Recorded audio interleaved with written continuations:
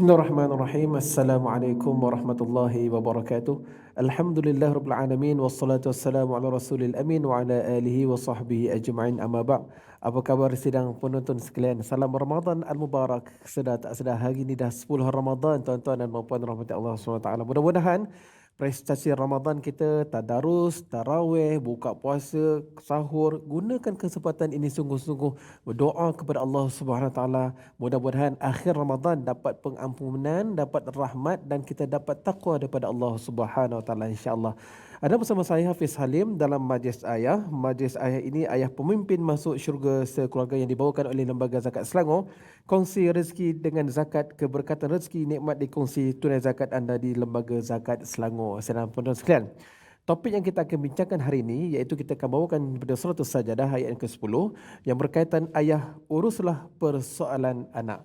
Sedang penonton sekalian, anak-anak merupakan fitrahnya tak lari daripada suka bertanya. Dia tambah daripada bermula daripada kecil sampailah ke remaja ataupun dewasa. Dan pastinya ianya merupakan satu fitrah proses pembelajaran untuk mereka membesar. Cuma kadang-kadang kita akan lihat anak-anak ni suka bertanya tak berkesudahan sampailah ibu bapa tertekan. Waktu ayah ibu tengah sibuk itulah dia suka tanya. Dan ini kadang-kadang telah memberi implikasi yang sebaliknya. Ayah ibu marah. Kenapa banyak tanya tak habis-habis? Nah, pada hari ini kita akan lihat bagaimana Al-Quran memberi panduan menulis surah As-Sajdah ayat yang ke-10. Apakah panduan Al-Quran yang pertama? Dan kalau nak jawab, bagaimana kaedahnya? Kalau tak jawab, apa pula implikasinya? InsyaAllah bersama-sama saya pada petang ini, saya perkenalkan yang berbahagia Dr. Abdul Latif Abdul Razak. Beliau merupakan Head Department of Fundamental and Interdisciplinary Studies, FIDS, Kuliah of IRKHS IIUM. Apa khabar doktor? Baik, Alhamdulillah. Terima kasih. 10 Ramadan, okey doktor? Alhamdulillah. Sehat seadanya? Moga terus istiqamah. InsyaAllah. Okey, terima kasih doktor. Selanjutnya yang berbahagia Ustaz Aiman Ridwan bin Muhammad Ramlan. Beliau merupakan Johan Qari Tilawah Al-Quran Peringkat Negeri Perak 2022. Apa khabar Ustaz? Baik. Alhamdulillah, sihat Ustaz ya, anak muda hari ini. Okey, terima kasih. Baik, saudara sekalian, tanpa membuang masa, sama-sama kita akan melihat bagaimana panduan Al-Quran menerusi surah As-Sajdah. Kita akan baca bermula daripada ayat yang ke-9 hingga ke-11. Ustaz Aiman, dipersilakan.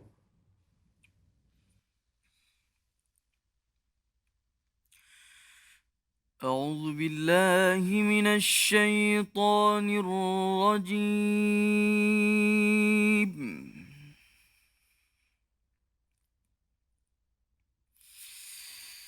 وقالوا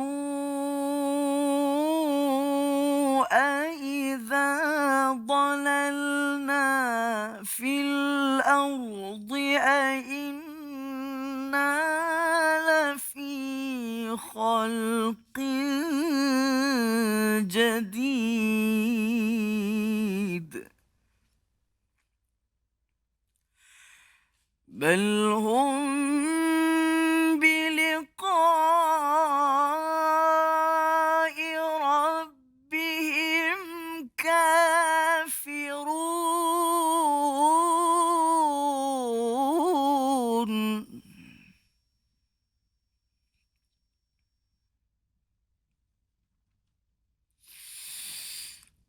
قل يتوفاكم ملك الموت الذي وكل بكم ثم إلى ربكم ترجعون صدق الله العظيم. Suraqallahul Azim. Dan mereka berkata, apakah apabila kami telah lenyap hancur di dalam tanah, kami akan berada dalam ciptaan yang baru. Bahkan mereka mengingkari pertemuan dengan Tuhannya. Katakanlah, malaikat maut yang diserahi untuk mencabut nyawamu akan mematikan kamu, kemudian kepada Tuhanmu kamu akan dikembalikan. Saudara sekalian, ini adalah gambaran awal bagaimana setiap persoalan yang berlaku apabila ditanya, Allah pasti akan menjawab. Untuk kita lihat lebih lanjut sinopsis kepada perbincangan kita pada petang ini, kita akan lihat VT yang disediakan.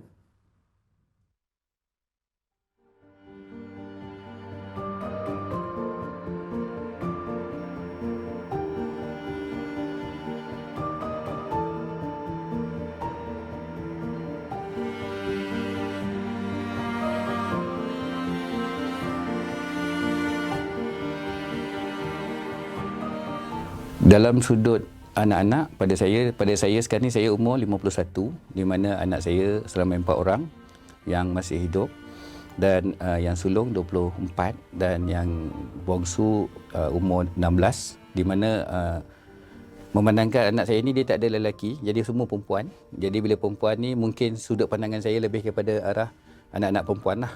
Dan pada pandangan saya pula, mungkin anak perempuan ni dia lebih mudah dibentuk, dan kerana dia punya kehendak dia tak terlalu banyak berbanding anak lelaki. Jadi pertanyaan selalunya memang anak ni dia akan sentiasa bertanya, especially kalau perkara yang dia tak tahu, dia tak pasti, dia minta pandangan ayah dan ibu dia. Dan kadang-kadang dia bertanya tentang apa yang ayah dia dengan ibu dia dah buat. Dia nak kepastian kenapa.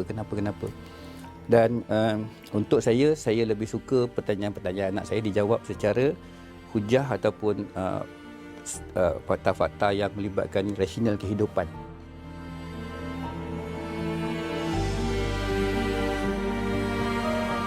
Jadi pada saya, susunan hidup tu dia kena ada jelas matlamat, dan dia kena ada apa dia panggil,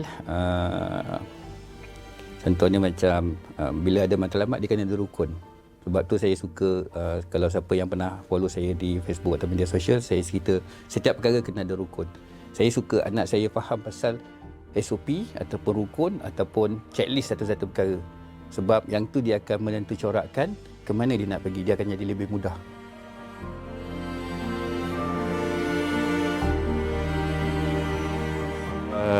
Pada saya, term ni dia kadang-kadang mengikut sudut pandangan seseorang. Istilah tipu sunat, istilah bohong sunat ke, istilah makan luar ataupun apa saja maksud yang didefinisikan mengikut sudut pandangan tadi ni, sebenarnya pada saya terpulang pada seseorang individu. Tapi pada saya, istilah tipu sunat untuk saya okey je dengan term tu, tapi untuk saya lebih suka gunakan term bagaimana kita nak memahamkan anak-anak mengikut apa yang Allah dah guidekan, dan patah balik juga kepada apa rukun dia, apa dia punya pro and con setiap pilihan yang ada, dan apa dia punya jawapan yang terbaik.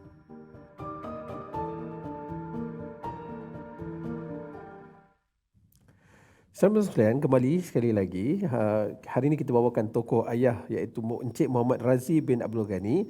Beliau merupakan seorang CEO, co-founder tutuphutang.com. Berdasarkan penceritaan yang telah disampaikan oleh beliau merupakan seorang individu yang dikurniakan oleh Allah SWT 4 orang anak dan kesemuanya wanita. Dan kita lihat apa yang dikongsikan, anak-anak selalu bertanya, minta pandangan, dan beliau suka memberi jawapan secara fakta. Ada rukun, ada SOP. Ini agak menarik tips ini, dan mudah-mudahan ia menjadi satu role model yang kita boleh ambil panduan, dan insya-Allah kita akan teruskan dalam kehidupan kita berkurang, insya-Allah.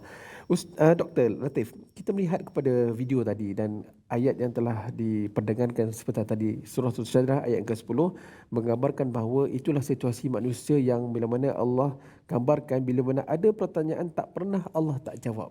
Kan, kalau itulah tata cara SOP yang Allah tampilkan menerusi firman-Nya, apatah lagi kita sebagai ayah.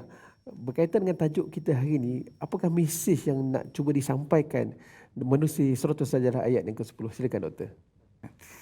Bismillahirrahmanirrahim. Alhamdulillahirabbil alamin, wassalatu wassalamu ala asyrafil anbiya'i wal mursalin wa ala alihi wa sahbihi ajma'in.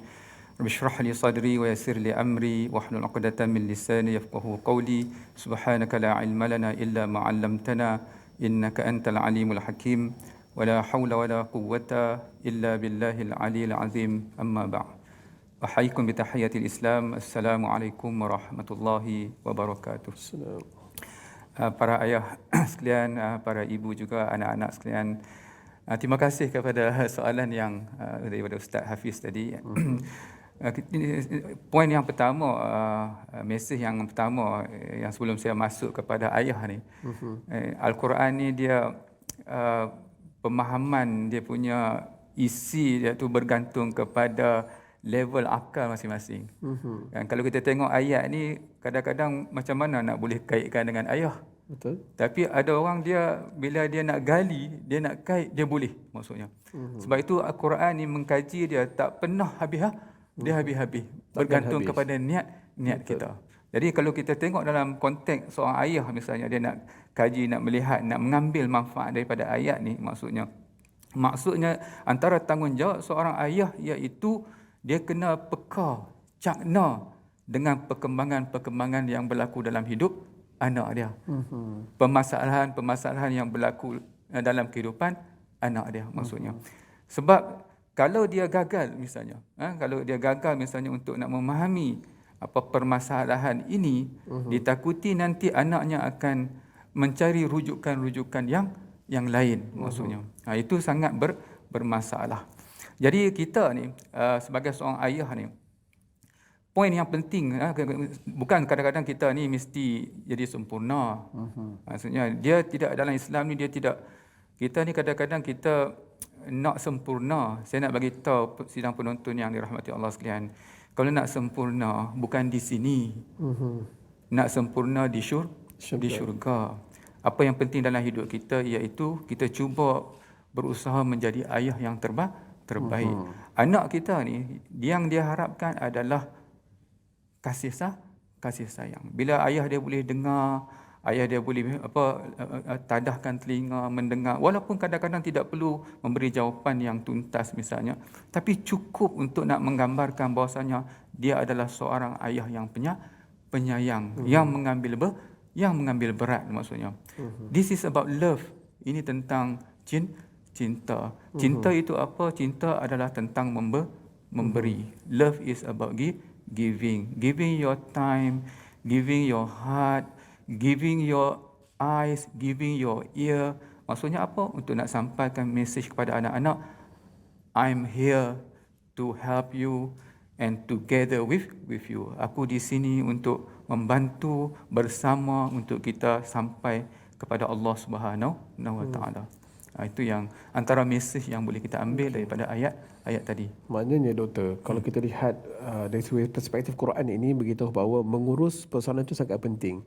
Kan, sebab kita nak meletakkan bahawa anak-anak itu menjadikan ibu bapa lah sebagai tempat rujukan, bukan tempat orang lain. Tapi dalam konteks hari ini kita tengok ayah sibuk. Kan? Ya, betul. Mak sibuk. Bangun tidur pukul 5. Kan, siap-siap nak pergi sarapan, solat subuh jemaah cantik. Kemudian dah pergi kerja pukul 7.30, tayar bergolek keluar. Anak tak sempat nak tanya. Kan, kalau kita lihat hari ini sosial media bersepah-sepah, boleh tanya pakcik Google, kan, macam-macam aplikasi yang boleh digunakan untuk mencari jawapan. Betul. Dan kalau kita lihat situasi ini doktor, kalau ibu bapa tak mengambil berat perhatian, apakah kesan yang lebih besar terhadap anak atau keluarga itu sendiri? Silakan doktor. Bila bercakap tentang, saya sentuh dah sikit, maksudnya bila seorang ibu ataupun seorang ayah ni, terutama yang kita majlis ayah ni, bila dia gagal untuk memberi harapan ataupun nak menyatakan dia itu bersama anak tadi, maka anak ini akan mencari rujukan-rujukan yang lain, maksudnya. Kita takut kadang-kadang anak ni dia dah ada satu impression dalam diri dia ada harapan dah, dan dia mencari sesuatu yang memenuhi harapan dia. Kan? Dia bukan mencari sesuatu yang boleh menyelesaikan masalah dia ataupun yang benar, tetapi dia dah ada dalam diri dia apa yang dia harapkan. Akhirnya mungkin apa yang dia dapat itu bukan jawapan yang sepatutnya, yang menyelesaikan masalahnya, yang hakikat masalahnya. Dia mungkin membawa kepada masalah-masalah yang lain, yang akhirnya yang masalah yang kecil akhirnya menjadi semakin besar, maksudnya. Dan satu lagi, maksudnya kita ni seorang ayah ni, sepatutnya kita ni merupakan rujukan yang terawal untuk anak-anak, maksudnya. Rujukan yang terawal untuk anak, guru yang terawal di samping seorang ibu. Maksudnya kalau boleh kita dulu yang menjadi harapan anak-anak. Bila anak-anak ada masalah, sepatutnya the first reference adalah ibu dan ayah dia, maksudnya. Tapi kalau misalnya ada masalah dengan ibu dan ayah, maksudnya itu bila the starting point is problematic, maksudnya bila permulaan dah ada masalah, takut nanti bila dia keluar di sana ramai yang nak menunggunya, tapi yang menunggunya itu bukan memberi kebaikan tetapi meruntuhkan dan terus merosakkan. Ini sangat bahaya. Sebab itu penting kita, sebab kita jadi ibu dan ayah ni, kita jangan ingat, maksudnya boleh jadi macam tu saja. Sebab itu bila kita aku terima nikahnya tu, maksudnya kita bukan terima isteri tu waktu tu je. Dia maksudnya kita kena faham dah the consequence dia. Maksudnya nanti akan ada anak. Nanti aku kena didik anak, kena jaga anak, maksudnya kena urus anak, dan semua ini akan ditanya oleh Allah Subhanahu wa Taala. Kan, walau sesibuk macam mana pun, kadang-kadang bukan kata sesibuk macam mana, kita bila cakap tentang orang yang dia sibuk tinggalkan urusan anak dia, kadang-kadang yang satu ekstrim lagi, dia bawa diri dia ke syurga seorang-seorang. Kan, maksudnya dia boleh pergi masjid, dia boleh pergi ngaji, tapi anak isteri dia biarkan, maksudnya. Nanti bila dia nak masuk syurga, sebab anak-anak ni duduk di bawah tanggungjawab seorang ayah, anak-anak ni akan tarik kaki ayah dia. Kan? Kata ditakdirkan lepas hisab ayah nak masuk syurga, anak-anak kata, ayah tak boleh ya, tak boleh. Sama ada kita bersama di sana ayah ataupun bersama di sini, maksudnya. Sebab kami duduk di bawah tanggungjawab ayah. Macam mana ayah boleh abaikan, maksudnya. Sebab tu kita jangan ingat, maksudnya don't be, orang kata jangan jadi selfish. Kalau kita nak kebaikan, kita mesti membawa satu bahtera kita, keluarga kita, anak-anak kita bersama. Kalau tidak, dia akan timbul masalah. Sebab apa? Sebab mereka duduk di bawah tanggungjawab kita, dan dosa mereka juga menjadi tanggungjawab kita. Terima kasih doktor. Maknanya doktor, ini bukan perkara yang main-main. Kan? Bukan main-main kan. Bukan boleh kata diskaun pun tak boleh. Tanggungjawab ini kena sungguh-sungguh. Mengurus persoalan anak-anak ini bukan perkara yang boleh dipandang dikesampingkan. Tak boleh. Betul. Sebab dalam konteks hari ini cabarannya sangat besar. Dan adakah kemungkinan berlaku doktor, pandangan doktor lah kan, ibu ayah ni tak bersedia? Kan kadang-kadang kalau nak tanya pasal 1 tambah 1 2, kan kalau tanya pasal rukun puasa apa ayah, tanyalah ustaz kamu, adakah konteks bersedia atau tidak itu menjadi isu pokok kepada ibu dan ayah ni tak ready nak jawab soalan anak-anak. Silakan doktor. Baik. Dia sebenarnya kalau kita kata ready ni, kita tak ada kayu ukur yang boleh mengatakan seorang ayah itu yes, he is ready. Dia tak ada kayu ukur. Sebab dia soalan sentiasa berkembang, maksudnya. Kan?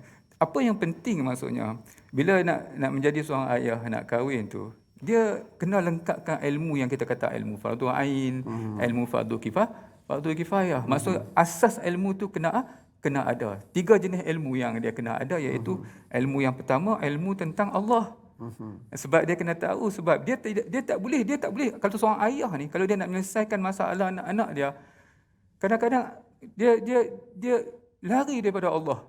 Kan? Sebenarnya Allah Taala yang menentukan semuanya, dan Allah Taala yang boleh menolong kita keluar daripada masalah.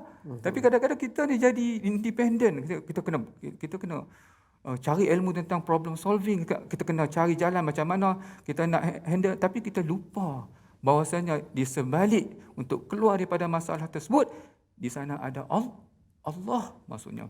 Kan? Maksudnya kita tak semestinya boleh selesai masalah nak, tapi kita kalau boleh kita bersama anak untuk keluar daripada masalah. Maksudnya kita sentiasa ada. If you need me, I'm always around. Maksudnya tak semestinya maksudnya kita boleh jawab persoalan dia, tapi kita bersama-sama mencari jalan untuk keluar daripada masalah. Dan kita kena yakin kita takkan mampu keluar daripada masalah tanpa pertolongan Allah. Maksudnya yang pertama dia kena siapkan ilmu kenal Allah. Lepas tu ilmu apa? Syariatullah. Dia kena belajar tentang solat. Nanti anak-anak macam mana nak solat kalau ayah tak solat, ayah solat tak betul. Maksudnya nanti kalau ada masalah macam mana? Kan Allah Taala kata wasta'inu bis-sabri was-salah, minta pertolongan dengan sabar dan solat. Tiba-tiba solat pun tak tahu. Kan? Jadi anak tengok macam mana ayah solat pun tak betul, cik lagi tak betul. Kan? Lepas tu ilmu tentang yang ketiga, dia kena persediaan ilmu tentang sunnatullah. Sunnatullah ni maksudnya bagaimana Allah urus makhluk dia. Contohnya macam mana Allah Taala urus emosi. Kita kena belajar tentang bagaimana mengurus emosi. Tadi kan kita punya model kita tu kan, maksudnya urus keuangan, itu sunnatullah. Maksudnya kita kena belajar cara mengurus keuangan. Nanti anak-anak kita ni akan dijadikan sebagai model, maksudnya. Tapi kalau kita yang jenis kadang-kadang Allah tak pandai menguruskan keuangan, nanti anak tengok Maksudnya kalau ayah ni, maksudnya tuan-tuan sekalian, jadi kita nak expect apa? Maksudnya daripada seorang anak. Jadi maksudnya kita nak kata, yes, I'm ready, bukan itu maksudnya. Kita punya konsep iaitu PDLT. Perbaiki diri, lakukan terbaik. PDLT, bukan prediction. Perbaiki diri, lakukan terbaik. The rest, Allah will help. Baik. Allah akan tolong. Cantik, terima kasih Ustaz. Terima kasih Doktor. Okey, selamat sekalian, alhamdulillah kita dah bincang panjang pada persiapan awal ini. Kita dah kupas isu mengurus persoalan anak ini bukan perkara yang main-main. Takut-takut anak menjadi lain. Kan, elok-elok anak anda menjadikan anda sebagai idola, tetapi ambil orang lain sebagai idola, jangan salahkan anak. Itu yang pertama. Yang kedua, doktor berkongsi tentang PDLT, kan, buat yang terbaik, itu yang penting. Yang kedua, ilmu itu perlu sentiasa dipelajari. Ilmu kenal Allah, ilmu syariatullah, ilmu sunatullah. InsyaAllah kita akan berehat seketika.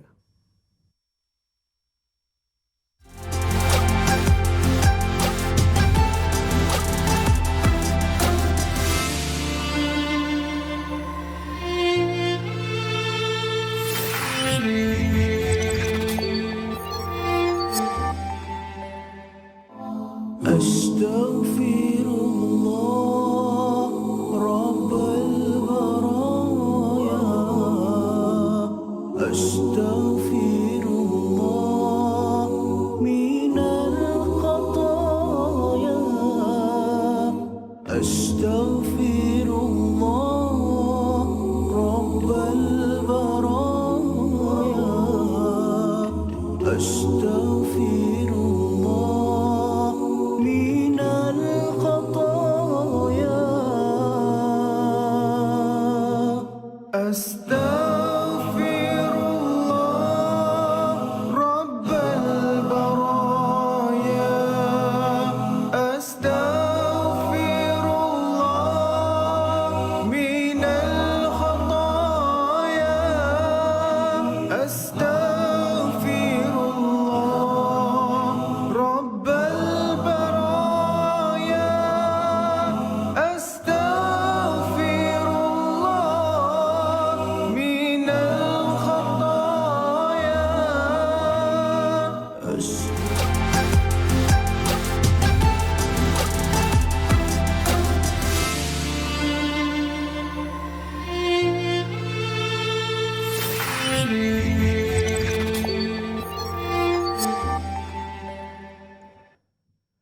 Alhamdulillah bertemu kembali dalam majlis ayah pemimpin masuk syurga sekeluarga yang dibawakan oleh Lembaga Zakat Selangor.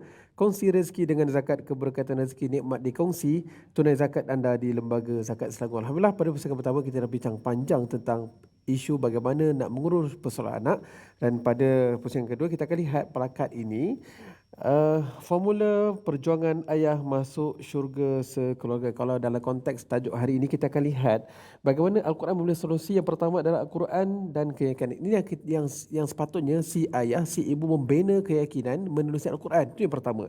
Yang kedua, bila mana kita cakap soal konteks persoalan ini, yang wajibnya adalah fardu ain dan akidah kita kepada Allah SWT. Kalau kita nak anak kita sungguh-sungguh jadikan kita sebagai model, kita akan lihat konteks yang pertama, akidah. Surah Sajarah ini surah yang ke-32 ayat yang ke-12, peranan ayah memupuk iman ahli keluarga sehingga benar-benar terlihat keyakinan terhadap kebenaran Al-Quran, kekuasaan dan kebesaran Allah SWT serta yakin terhadap hari kebahagiaan. InsyaAllah mudah-mudahan ini merupakan model yang kita akan perkasakan, kita akan aplikasikan dalam rumah tangga kita insyaAllah. Baik, saudara sekalian, kita akan terus lagi, kita akan melihat bagaimana Al-Quran memberi panduan untuk perbincangan kita pada petang ini menerusi surah Yusuf ayat yang ke-4 hingga ayat yang ke-5. Ustaz Aiman, silakan. أعوذ بالله من الشيطان الرجيم.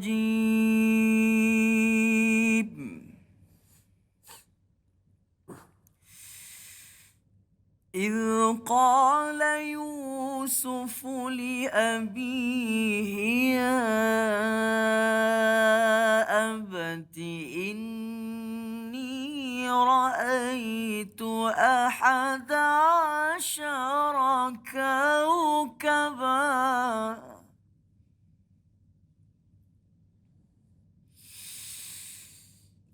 يا أبت إني رأيت 11 كوكبا والشمس والقمر رأيتهم لي ساجدين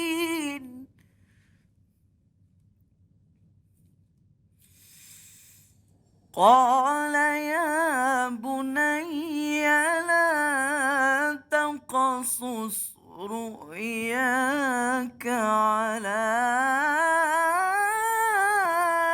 إخوتك فيكيدوا لك كيدا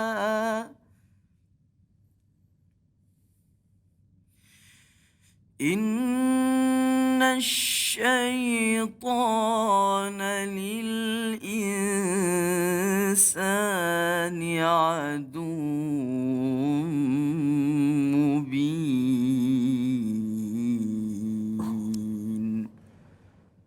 صدق الله العظيم. Ingatlah ketika Yusuf berkata kepada ayahnya, "Wahai ayahku, sesungguhnya aku bermimpi melihat 11 bintang, matahari dan bulan. Aku melihat semuanya bersujud kepadaku."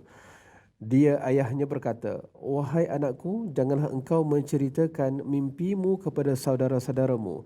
Mereka akan membuat tipu daya untuk membinasakanmu. Sesungguhnya syaitan itu musuh yang jelas bagi manusia." Doktor, melihat kepada firman Allah Subhanahu Wa Taala ini, ia menggambarkan bahawa satu situasi di mana bila mana Nabi Yusuf bertanya kepada ayahandanya tentang mimpi. Kan, mimpi ini satu perkara yang luar biasa, luar jangka, yang kadang-kadang kalau kita anak tanya pun, "Ayah, semalam saya mimpi ini." Kau ni mengarut je kan. Tetapi ini merupakan satu situasi, satu contoh, satu model yang mana Nabi Ibrahim menguruskan anaknya kan, macam mana Nabi menjawab supaya senang, supaya lebih tenang, jawapannya tuntas, dan bila mana soalan-soalan rujangka, inilah teknik yang sepatutnya digunakan. Silakan doktor. Ya, baik. Jadi sidang penonton yang dirahmati Allah sekalian, Ustaz, maksudnya. Jadi yang penting sekarang ni, yang penting kalau kita tengok daripada kisah Nabi Yakub tadi dengan menguruskan soalan anak dia daripada Nabi Yusuf ni, maksudnya. Ini dia mimpi saja macam Ustaz katakan, mimpi saja maksudnya. Tapi apa saja yang berlega dalam sekitar kehidupan anak tu, maksudnya kita tidak boleh ambil mudah, maksudnya. Tidak boleh ambil mudah, dan kita tidak boleh tinggalkan anak kita untuk menyelesaikan masalah ini bersendirian. Sebab kita tak tahu, maksudnya, dia punya kemampuan, maksudnya. Apa yang terzahir di mata dia, yang dia nampak benar, belum pasti itu benar, maksudnya. Apatah lagi dengan disebut di sini peranan syaitan, maksudnya. Peranan syaitan. Syaitan dia akan menunggu ruang, maksudnya.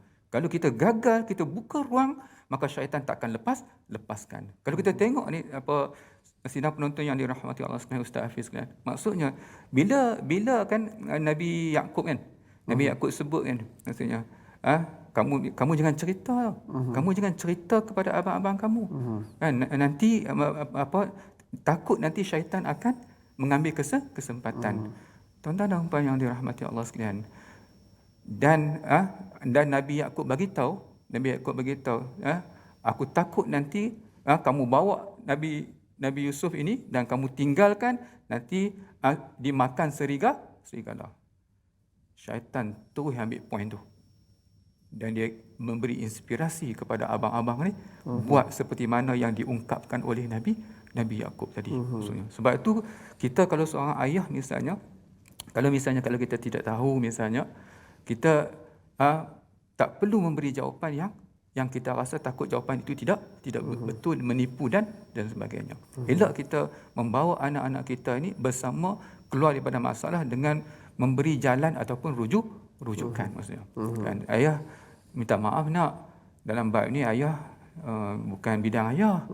Ayah tak tahu. Tapi ayah tahu seseorang yang anak boleh rujuk maksudnya. Kalau anak tak sibuk, mungkin ayah boleh bantu maksudnya untuk selesaikan persoalan ini maksudnya. Maksud dalam arti kata dia tidak tinggalkan anaknya itu bersendirian untuk menyelesaikan masalah. Sebab apa? Sebab ada musang ataupun singa yang nak menunggu anaknya. Jika dia biarkan itu maksudnya. Baik, terima kasih doktor. Minta maaf doktor, tadi saya secara sebut Nabi Ibrahim, Nabi Yaakob alaihissalam. Okey, minta maaf. Okey, Ustaz Aiman, seorang mahasiswa Johan Qari peringkat tilawah Quran peringkat negeri Perak 2022. Pastinya dalam kesibukan membuat persiapan untuk pertandingan peringkat kebangsaan. Ada juga kawan-kawan yang datang kata, Aiman boleh tak minta tolong ajar, kan aku tengah sibuk ni, belajar lagi, jadual harian lagi, persiapan nak pertandingan lagi. Bagaimana Aiman menguruskan situasi ini supaya boleh juga menyantuni kawan-kawan yang nak belajar taranum? Silakan. Okay, terima kasih.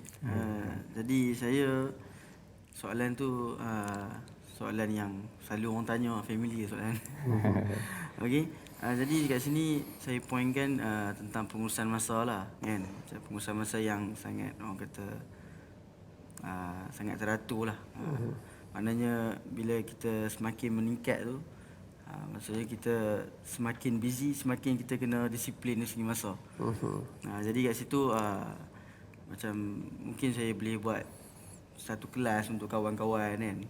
Satu kelas mungkin di waktu yang lapang lah. Bohong lah kalau kita tak ada waktu yang lapang. Mesti ada juga, walaupun sikit, kan.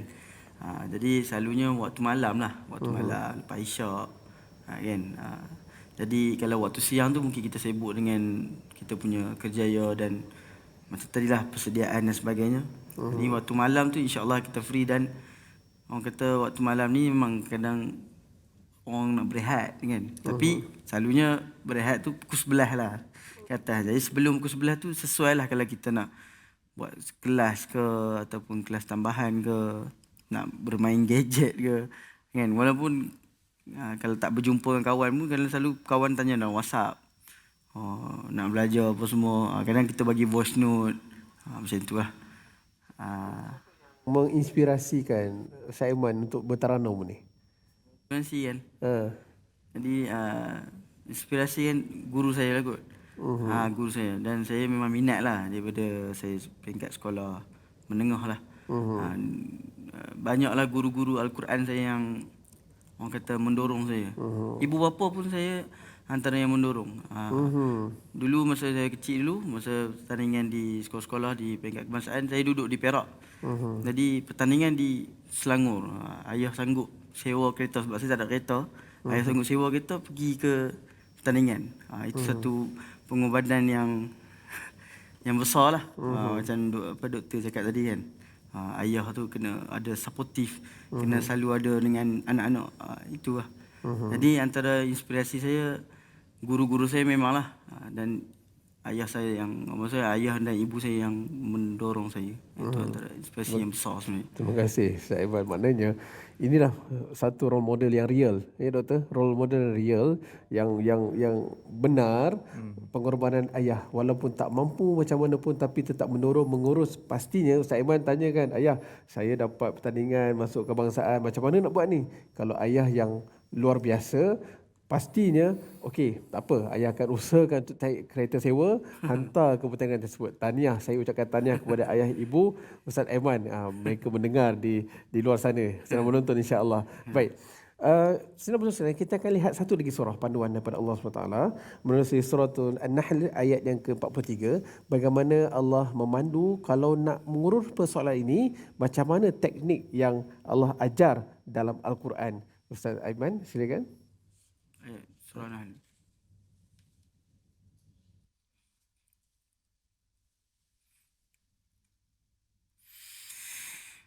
أعوذ بالله من الشيطان الرجيم.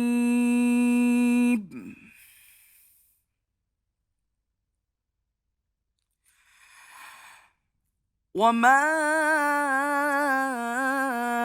أرسلنا من قبلك إلا رجالا نوحي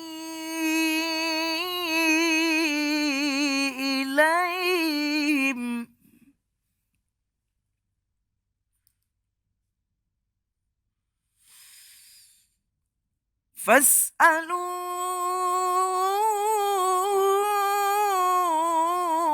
أهل الذكر إن كنتم لا تعلمون صدق الله العظيم. Dan kami tidak mengutuskan sebelum engkau, wahai Muhammad, melainkan lelaki yang kami sampaikan wahyu kepada mereka. Maka bertanyalah kepada orang yang mempunyai pengetahuan jika kamu tidak mengetahui. Doktor, firman Allah Subhanahu Wa Taala ini menggambarkan bahawa fasalu ahla dzikri in kuntum la ta'lamun. Inilah model yang terbaik. Kalau tak tahu, ialah kita sebagai manusia biasa tak semua kita tahu. Tadi perbincangan awal tadi, anak-anak akan tanya macam-macam dan soalan ini sentiasa berkembang. Dan inilah model yang Allah bagi. Secara realitinya, bagaimana kita nak usahakan sungguh-sungguh supaya rumah tangga yang dibina ini, ayah pula peranan sebagai yang menjaga steering, yang menjaga pemanduan kereta dan rumah tangga ini, bagaimana kaedahnya? Silakan doktor. Baik. Tapi kita akan kait juga dengan apa tadi dengan apa bila model kita bercakap tadi ditanya tentang boleh kita menipu dan sebagainya kan. Maksudnya bolehkah kita menipu anak-anak kan? Maksudnya anak-anak kan tahu sangat. Tipu sunat dah.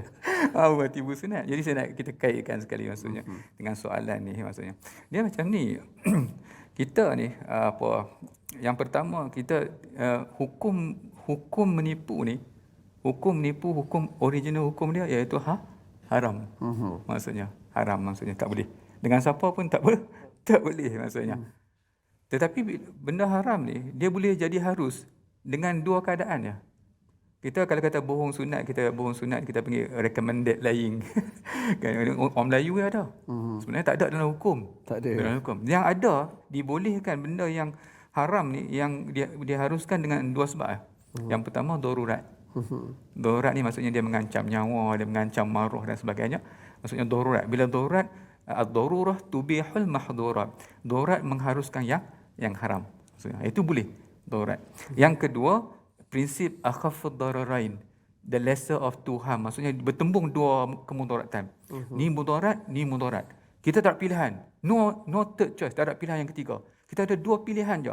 Maka kita dibenarkan memilih mudarat yang kecil untuk menghalang daripada mudarat yang besar. Boleh maksudnya dalam arti kata. Kalau nak bohong, kalau aku tak bohong, nanti mudarat yang lebih besar akan berlaku. Maka terpaksa aku bohong untuk menghalang kemudaratan yang lebih besar maksudnya.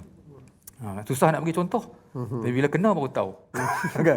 Maksudnya bila nanti kan maksudnya. Jadi dia macam ni. Dia kalau berbohong ni sampai satu masa nanti anak akan tahu juga. Bila anak akan tahu, maka dia hilang habis dia punya trust kepada anak ni. Maksudnya hormat hilang. Kita punya value kan, kita punya bina kan, bina.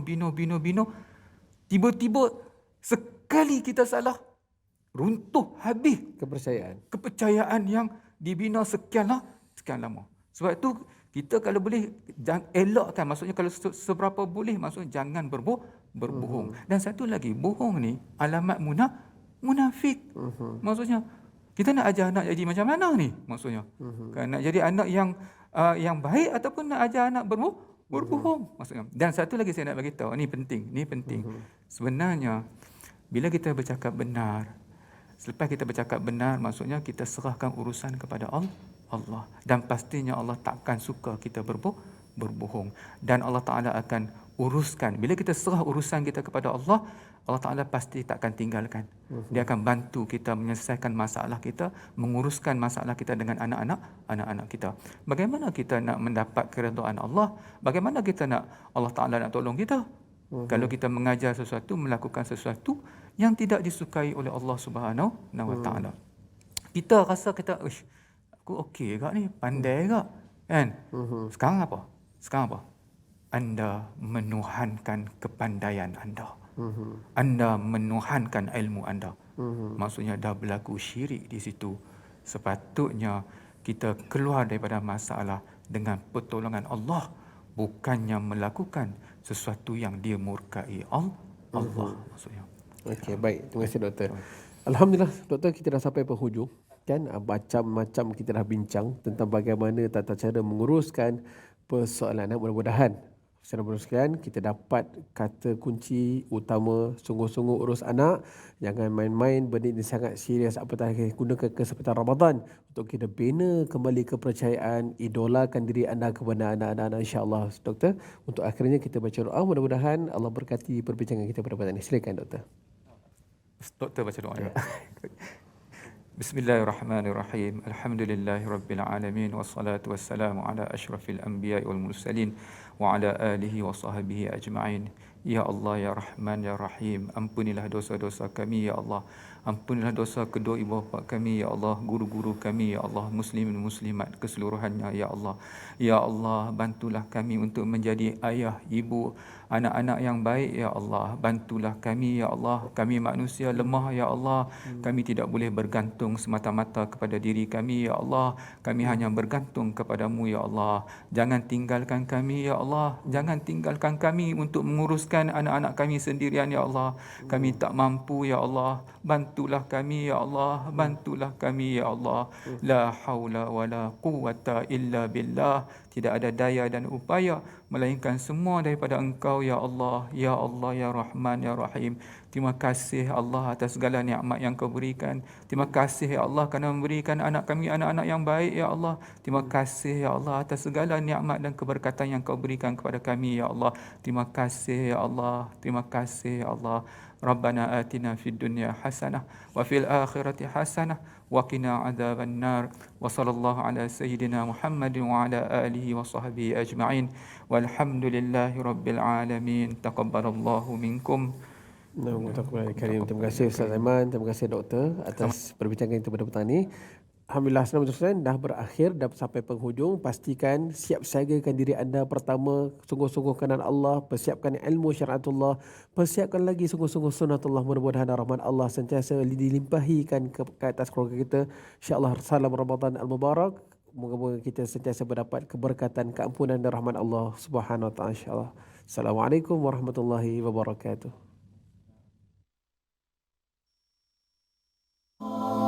أستغفر الله رب البرايا